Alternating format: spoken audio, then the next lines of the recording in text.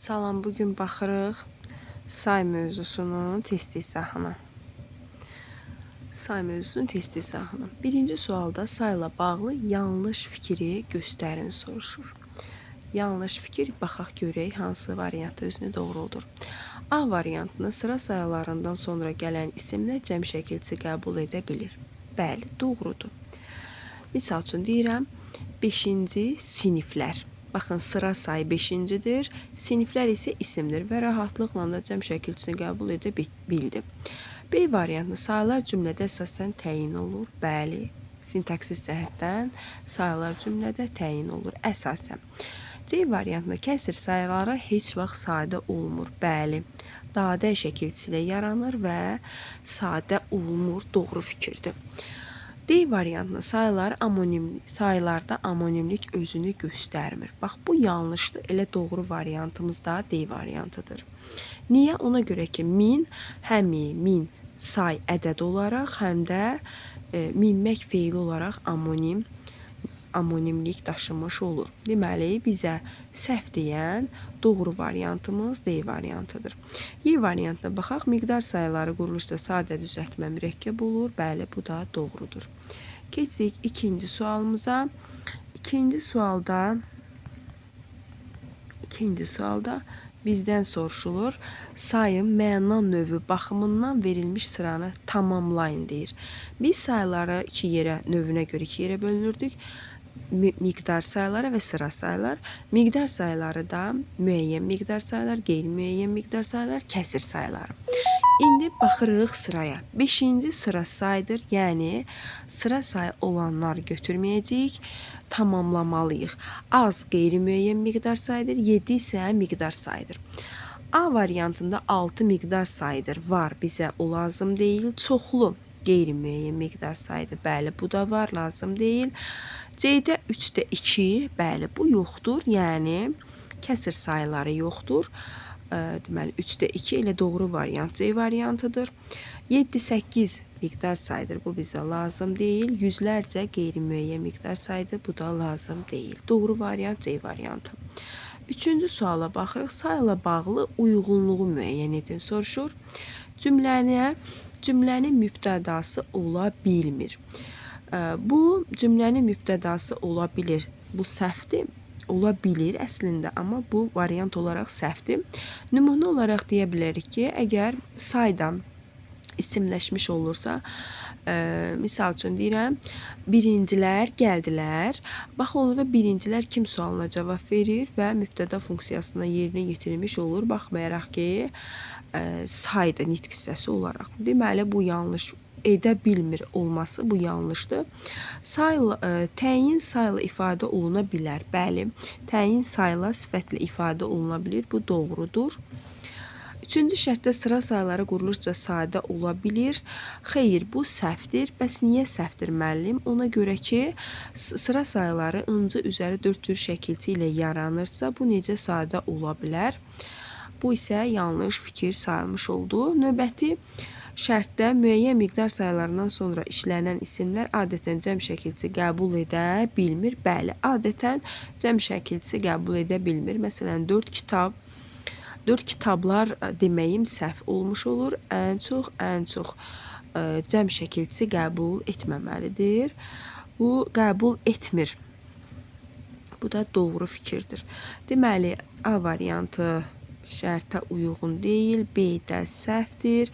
Doğru variant C variantı uyğun gəlmiş olur. D uyğun gəlmədi, Y də uyğun gəlmədi. Keçdik dördüncü sualımıza. Say və sifətin oxşarlıqları arasında verilə bilməz soruşur. Quruluşca 3 növü var. Bəli, həm sayın, həm də sifətin quruluşca 3 növü var. Sadə düzəltmə mürəkkəb. B variantına baxırıq. Əsasən təyin vəzifəsində işlənir. Bəli, həm sifət, həm də say əsasən təyin vəzifəsində işlənir. C variantına baxırıq. Feil və adlardan yaranır. Bəli, bu bizim doğru cavabımızdır. Niyə? Ona görə ki, ad və feildən yaranan nitq hissəsi sifətdir. Say isə yalnız sayın özündən yaranmış nitq hissəsidir. Bu isə ortaq xüsusiyyət deyil. Ona görə də doğru variant C variantıdır. D variantında aid olduğu isimdən əvvəl işlənir. Bəli, 5 kitab və yaxud da ki 5 kitab və yaxud da deməli maraqlı kitab deyə bilirik və hər ikisi isimə aid olur. Bu da doğru fikirdir. Y variantına hansı sualına cavab verir? Bəli, hər iki nitq hissəsi hansı sualına cavab verə bilər. 5-ci suala baxırıq. Say haqqında düzgün fikirləri seçin deyir. Birinci şərtdə say cümlənin mübtədası ola bilmir. Bayaq da dedik ki, əgər say isimləşirsə, bəli, mübtədə funksiyasını rahatlıqla da yerinə yetirə bilər.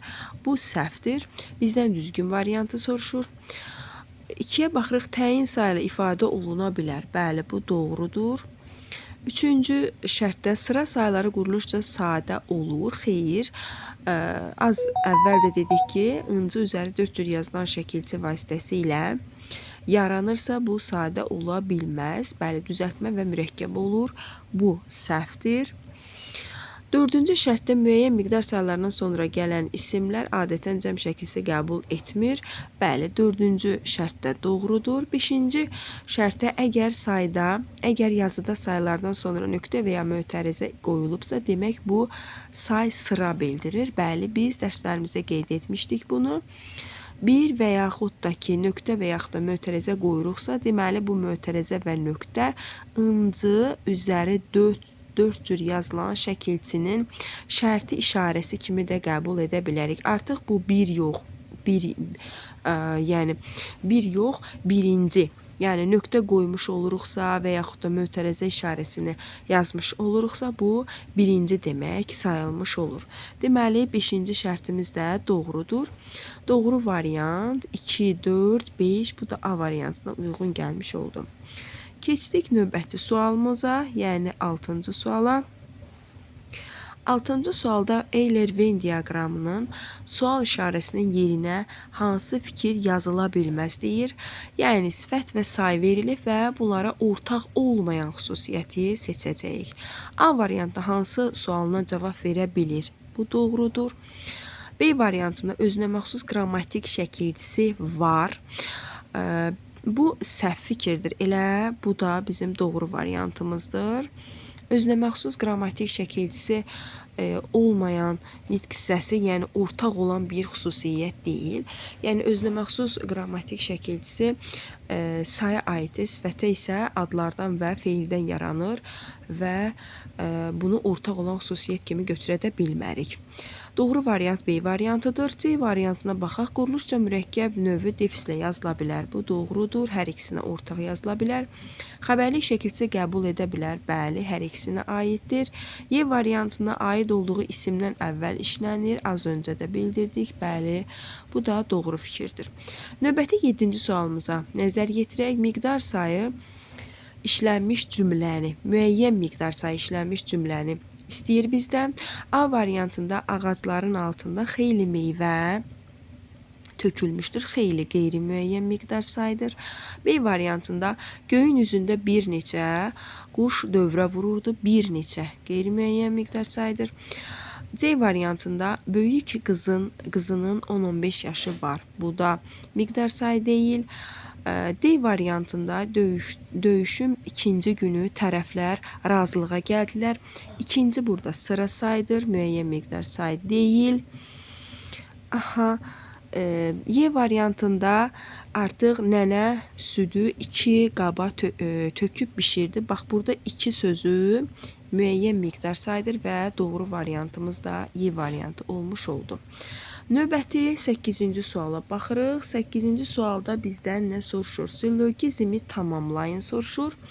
Baxın, birinci şərtdə sıra sayıları ıncı üzəri 4 cür şəkilçisi ilə yaranıb. Bu doğru fikirdir. İkinci şərtdə ıncı üzəri 4 cür şəkilçi leksik şəkilçidir.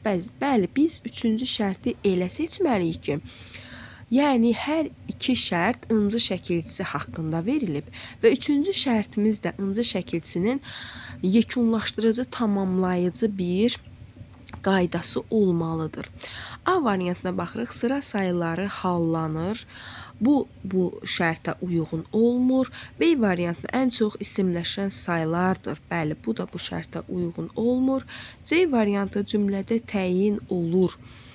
Bu da uyğun deyil. İsim cümlənin təyini ola bilir. Deməli, isim cümlənin təyini ola bilir. Bu da bu şərtə uyğun deyil. Y variantında sıra sayları leksik şəkilçi ilə yaranır. Bəli, bu doğru fikirdir və bizim 3-cü şərtimizi də bitirmiş, tamamlamış olan cümlədir. 9-cu suala baxırıq. Hansı cümlədə sayla isim arasında numerativ söz əlavə edilə bilər? İlk əvvəl qaydanı deyim ki, numerativ sözlər müəyyən miqdar sayları ilə isimlərin arasında işlənir. A variantına iclas axşam saat 6-dadır. Burada elə bir cümlə yoxdur. B variantında 5-ci sinif şagirdləri olimpiyadada iştirak edirlər. 5-ci bura sıradır. Bizə isə miqdar sayı lazımdır. C variantında bir oxu görək nə yazılıb. Burada isə bir ümumiyyətlə say deyil. D variantında elə zənn etdim ki, birdən-birə 3-4 adam məni səsləyir. Baxın, 3-4 müəyyən miqdar saydır və adam isə isimdir. Və 3-4 nəfər adam deyə bilirəm və rahatlıqla cümləm bütövləşmiş olur. Elə doğru variant da D variantıdır. Az söz danışmaq qızıldan qiymətlidir. Bu da uyğun deyil. Doğru variantımız D variantı. Növbəti 10-cu suala baxırıq. Nümunədəki saylarla bağlı səhv fikri müəyyən edin soruşur. Kimə milyon da azdır, kiməsə min də çoxdur. Bu misala uyğun olaraq biz səhv fikri tapmalıyıq. A variantında yalnız sadə saylardan istifadə olunmuşdur. Bəli, yalnız sadə saylar milyon, az, min, çox. Yəni biz bilirik ki, xəbərlik şəkilçisi qrammatik şəkilçidir və bu sayın da sadə olmasına heç bir xələl gətirmir. Bu doğru fikirdir. Biz səhv axtarırıq. B variantında bir-biri ilə antonimlik təşkil edən say vardır. Bəli, bu da doğrudur. Az, çox say. Bu da amonimlik təşkil edir. C variantında ikisi feillə amonimlik təşkil edir. Deməli, bəli, bu da doğrudur. Hansıdır müəllim? Min miqdar, deməli, min say olaraq, ədəd olaraq, bir də minmək feili olaraq amonimdir. Bəs o birisi az sözüdür ki, az, deməli, say olaraq, həm də azmaq feil olaraq amonimlik xüsusiyyətini daşımış olur. Bu da doğrudur. Biz səhv axtarırıq. D variantında xəbərlik şəkilçisi qəbul etmiş saylar isimləşmişdir. Elə bizim səhv variantımız və doğru fikrimiz də, daha doğrusu, səhv fikrimiz və doğru variantımız da D variantıdır. Niyə müəllim? Ona görə ki, biz öyrənmişik ki, sifət də, say da, yəni onların xəbərlik şəkilçisi qəbul etməsi öz hüquqlarıdır. Onların isimləşməsi olmaz. İsimləşərək isimləşməsi demək deyildir. Yəni, həm say, həm sifət, həm də isim xəbərlik şəkilçisini rahatlıqla qəbul edə bilər və bu isimləşmə demək deyil. Elə doğru variantımız D variantıdır. Y variantına yalnız miqdar saylarından istifadə edilib. Bəli, bu da doğrudur. Yalnız miqdar saylarından istifadə olunmuşdur. Gəldik 11-ci sualımıza. Hansı doğru deyil soruşur. Hansılar doğru deyil? Bir də bir neçə cəmdə olan isim. Bir neçə cəmdə olan isim elə bu səhvdir. Bir neçə insanlar deyə bilmirəm. Bir neçə məsələ, bir neçə insan deyirəm. Yəni cəmlənməyi elə bunu yazılması səhvdir. Deməli, birinci şərt, birinci cümlə səhvdir. İkinci şərtə baxırıq. Bir sıra cəmdə olan isimdir. Bəli, bir sıra, bir çox, özündən sonra yəni gələn isimlər cəm şəkilçisini rahatlıqla qəbul edir. Bu bizim doğru fikrimizdir. Bunu götürməyəcəyik. Bizdən səhv istəyir, yəni doğru deyil axtarırıq. Üçüncü şərtdə az təkdə olan isimdir. Bəli, az üstə gəlinsin təkdə olan isim, yəni az insanlar deyə bilmirəm. Az insan demiş oluram. Bu da doğrudur. Dörddə çox təkdə olan isimdir. Bəli, çox insanlar demirəm. Deməli, çox təkdə olan, özündən sonra gələn isim təkdə ola bilir. Bax, bu da doğrudur. Bizdən səhv istəyir. Xeyli cəmdə olan isimdir. Xeyli, deməli, insanlar Demirəm xeyli deməli qeyri-müəyyən miqdar saydır və bundan sonra gələn isimlər təkdə olmalıdır. Bu da səhvdir. Bizim doğru cavabımız 1 və 5 olmuş oldu. Keçdik növbəti sualımıza. 12-ci sual. 12-ci sualda soruşur: uyğunluğu müəyyən edin. Baxırıq, uyğunluq deyəndə nə nəzərdə tutulub? Birinci şərtdə düzəltmə sifət işlənmişdir. Gəlin elə birincidən başlayaq cümlələrimizi qruplaşdırmağa. Hansı ki, düzəltmə sifət azlıq çoxluğa tabedir. A variantında düzəltmə sifət yoxdur. B variantında namərd adam xoşbəxt ola bilməz. Düzəltmə sifət B variantında var. Namərd necə namərd? Deməli, birinci şərtə B-ni götürürük. Aha, qızıl üzük. Burada qızıl biz bilirik ki, material adları bildirən isim sayılır, sifət sayılmır, həm də sadə isimdir. Əlbəttə ki, qızıl üzük incinin ağ əllərinə çox yaraşır da. Burada yoxdur düzəltmə sifət. D-də birinci addımda lovğalanan uduzar. Burada da yoxdur. Y variantına qorxaq adam ürkək ata minməz. Bəli, burada qorxaq və ürkək feildən yaranmış düzəltmə sifətdir. Deməli, bu da B və Y variantı uyğun gəlmiş oldu. Növbəti ikinci şərtə baxırıq. İkinci şərtdə düzəltmə isim işlənmişdir, soruşur. Azlıq çoxluğa tabedir. Bəli, burada azlıq, çoxluq düzəltmə isimdir. Yəni ikinci şərtə A-nı qruplaşdırırıq. Daha sonra sonraki şərtə baxırıq. Sonraki şərtdə qızıl üzük incinin ağ əllərinə çox yaraşır. Bu da uyğun gəlmir. Düzəltmə isim yoxdur. Sonra D-də birinci addımda lovğalanan uduzar.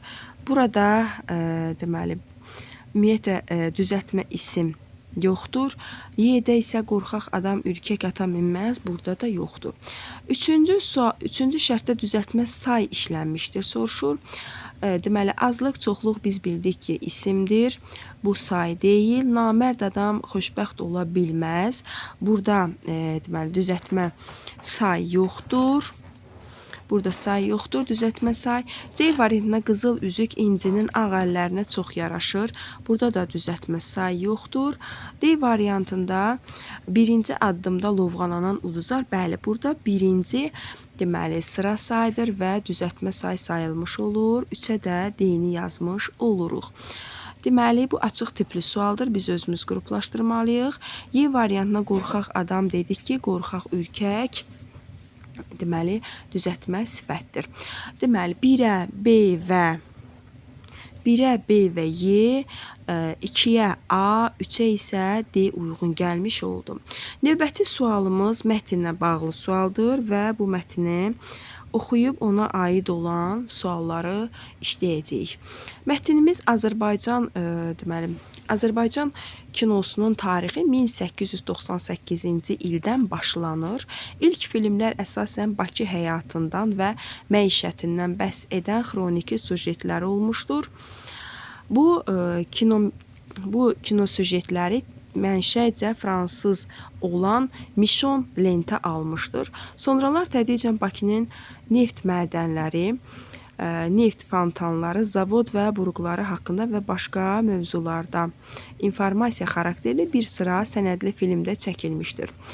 3-cü abzasda nəhayət Peterburqdan dəvət olunmuş rejissor Boris Svetlov 1916-cı ildə İbrahim bəy Musabəyov neft milyonçularının həyatından və neft mədənlərində işləyən fəhlələrin güzəranından bəhs edən eyni adlı əsəri əsasında Neft və Milyonlar Səltənətində ilk tam metrajlı Azərbaycan bədii filmini çəkir.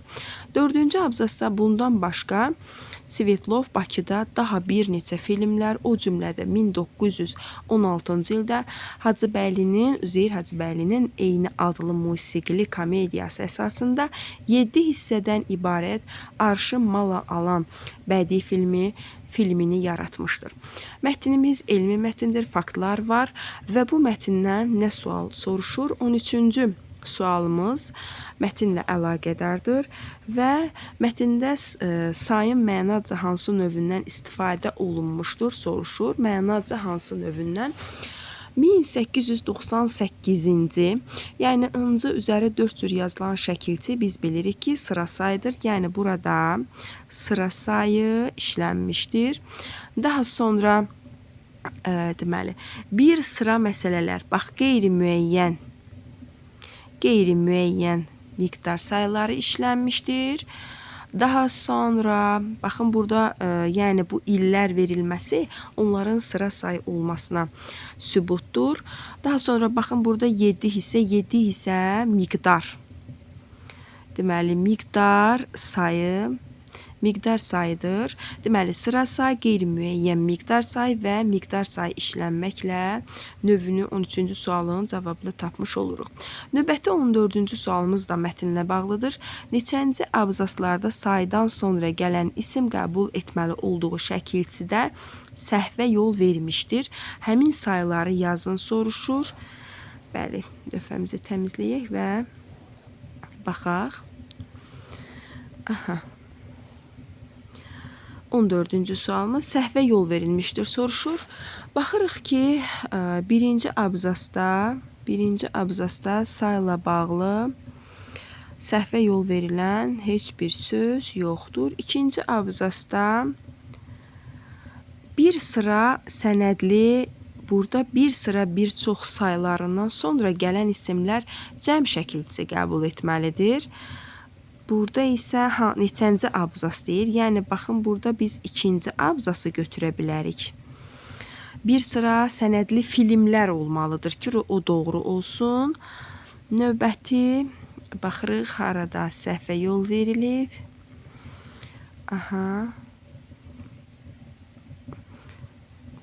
Bir neçə, bəli, baxın, 4-cü bir də abzasda səhv verilib. Hansı ki, baxın, bir neçə film olmalıdır. Bir neçə filmlərdir. Bir neçə, deməli, qeyri-müəyyən miqdar sayından sonra isə təkdə olan isim gəlməlidir. Burada isə cəmdə olmuşdur. Burada da səhv olunub. Deməli, doğru variant 2-ci və 4-cü abzasda sayıların, belə deyək, deməli, yazılışında səhvə yol verilmişdir. Növbəti 15-ci suala baxırıq. Mətndə sayın quruluşca hansı növünə rast gəlinmir soruşur. Baxın, quruluşca deyir. Biz burada sadə düzəltmə mürəkkəb sayılarına baxıb ona uyğun cavab tapacağıq. Quruluşca hansı növünə rast gəlinmir? Baxın, burada illər verilib 1898, 1916, 1916-cı illər. Bu, deməli, mürəkkəb say sayılır. Bəli, bu mürəkkəb saydır. Yəni, 2 və daha artıq sayın birləşməsi biz bilirik ki, quruluşca mürəkkəb say yaratmış olur. Bəli, bu mürəkkəb say var. Rast gəlinmir soruşur isə bizdən. Daha sonra 7. Baxın, burada 7 sadə saydır. Sadəcə mən burada görmədim. Baxın, elə bayaqları bir neçə, bir sıra, bunlar mürəkkəb saydır. Yəni, buna dəqiq sübut var. Amma düzəltmə sayı isə heç cür görmədim. Məhz düzəltmə say işlənməmişdir. Yəni, doğru variantımız düzəltmə say işlənməmişdir cavabıdır. Bura qədər inşallah ki, say haqqında mövzu izahı olaraq qaranlıq bir məqam qalmadı. Çox sağ olun, minnətdaram.